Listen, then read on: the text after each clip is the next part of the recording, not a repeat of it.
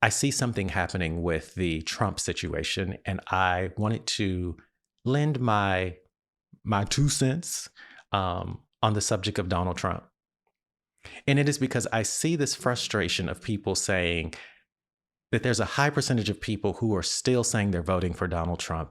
And it seems to baffle everyone.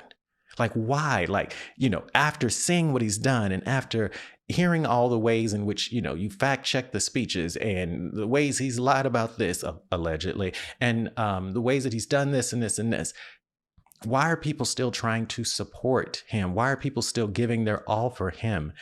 And I would like to share this briefly. Have you ever been or known someone in a relationship where they met a person who seemed perfect?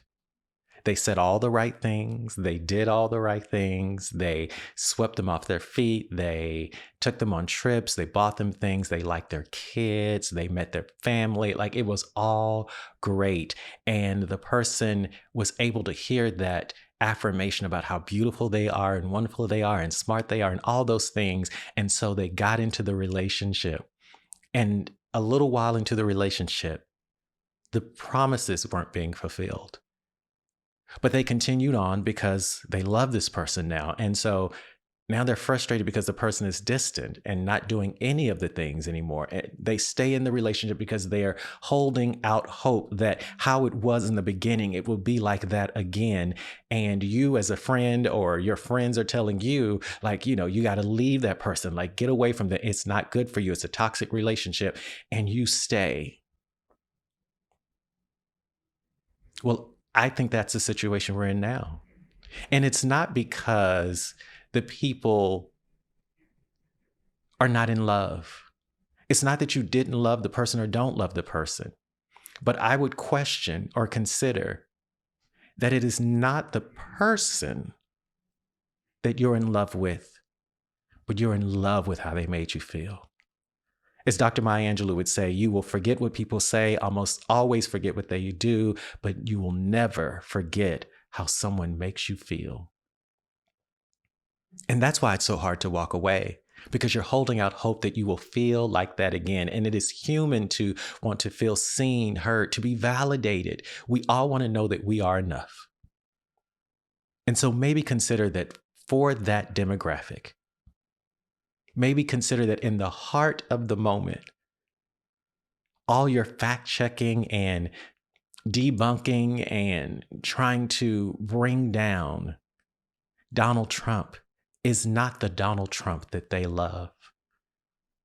They're holding on because Donald Trump made them feel validated, like someone heard them, like someone saw them. Not what he said, not what he did, but how he made the people feel.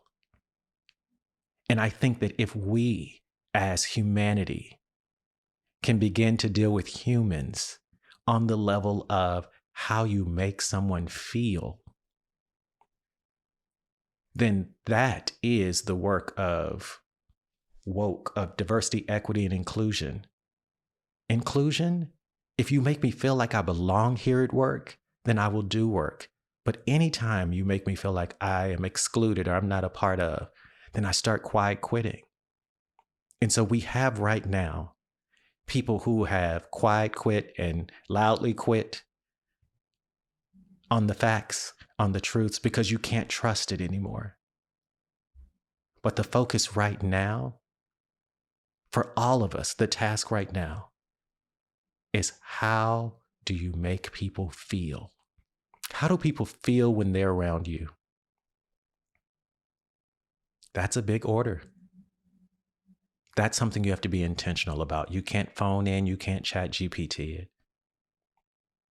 That is that Southern hospitality that people love, because it's how you make people feel.